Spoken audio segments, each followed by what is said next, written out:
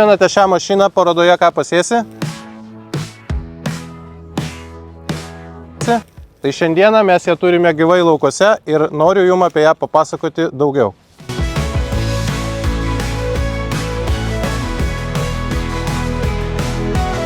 Tai visų pirma, pradedam nuo mašinos širdies, tai yra variklis. Ši mašina turi DAFO variklį 530 arklio galių, 12,9 litro.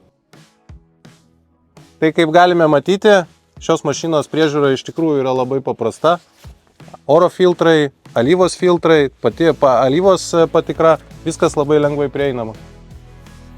Kaip galime matyti, čia yra visas hidraulikos blokas, kas yra labai paprasta, jūs visada galite labai aiškiai matyti normą. Kitame mašinos kampe turime visą aušinimo sistemą, kuri labai lengvai prieinama, kaip ir visos kitos mašinos dalys. Tai kaip matote, vyksta užpildymas. Čia turime pagrindinę užpildymo rankovę. Tai ši rankovė 20 kubų bačką gali pripildyti per 2 minutės. Ir turime pagalbinę pildymo sklendę, su kuria taip pat galima užpildyti bačką. Ši mašina ypatinga ir tuo, kad turi 5 ratus. Tai šie papildomi atraminiai ratai veikia kaip balastas svoriui, jeigu turim nelygius laukus. Taip pat jų pagalba mes mažiname spaudimą į dirvą. Tai daugelis parodoje klausėte, kodėl ši mašina turi tik vieną ratą priekyje. Tai vienas ratas priekyje reikalingas tam, kad turėtumėte kuo geresnį apsisukimo spindulį. Ir reikia paminėti, kad ši mašina yra 5 varomais ratais. Tai ši mašina yra ypatinga ir tuo, kad galima komplektuoti įvairius įterpėjus. Šiai dienai mes matome diskinį įterpėją 6 metrų.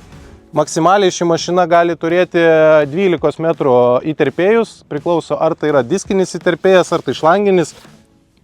Tai su šiuo įterpėju, įterpinėjant srutas į dirvą, mes stipriai sumažiname azoto garavimo procentą, taip pat išvengiame nemalonių kvapų.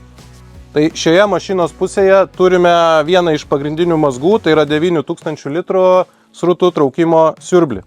Kaip viskas vyksta? Srutos traukiasi siurblio pagalba į pagrindinį baką.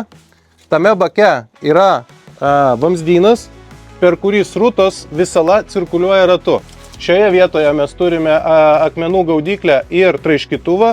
Vadinasi, srutos visada į įterpėją jum išeina pilnai išvalytos.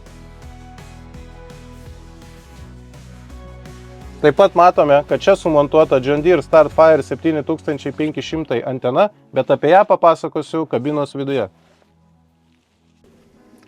O John Deere antena reikalinga tam, kad kartu su G5 monitorium galėtumėte naudotis automatiniu vairavimu, taip pat sekcijų kontrolę.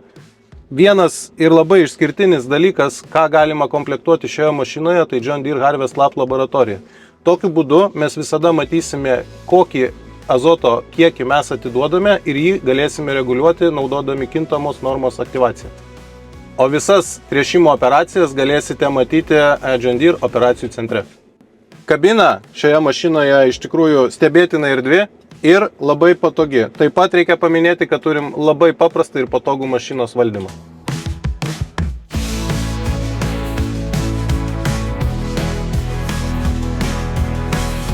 Vervait kompanija gamina cukrinių runkelių kombainus ir savaeigės srutų įterpimo mašinas jau daugiau nei 35 metus, bet būtent šitom Hydrotrike mašinom šiais metais sukanka 35 metai.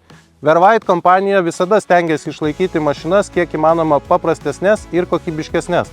Tad jei norite gauti daugiau informacijos, susisiekite su manim.